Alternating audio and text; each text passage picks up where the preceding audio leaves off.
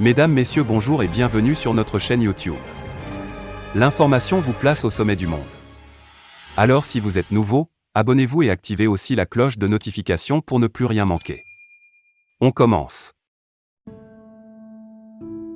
Au cours du séjour de la délégation malienne à Moscou, plusieurs sujets bilatéraux ont été au menu des échanges, notamment la relance du train.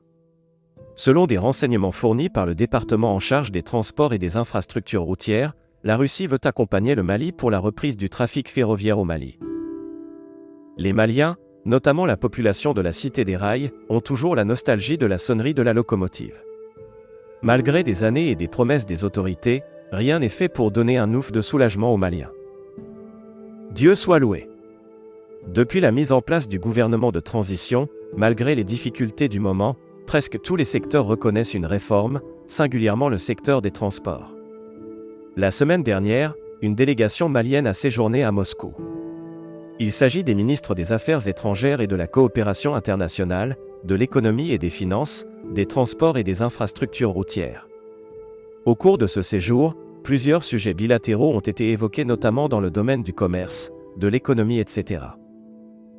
Selon des informations relayées par le département en charge des transports, dans le cadre de la relance du trafic ferroviaire, la délégation ministérielle du Mali à Moscou est entrée dans la phase active, le vendredi 20 mai 2022, avec la rencontre de la société russe Trading House STM.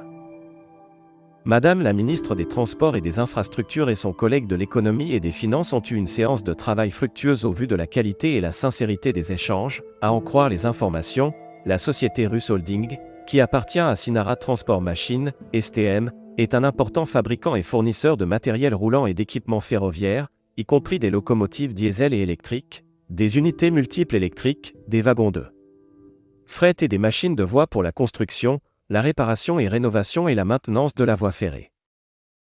Selon la même source, après des échanges sur les aspects techniques, les deux parties procéderont à la signature d'un mémorandum d'entente entre les deux parties, vendredi, en fin de journée pour déclencher le partenariat et entamer les travaux dans une dizaine de jours. Ce serait sous la présidence du ministre des Affaires étrangères et de la coopération internationale.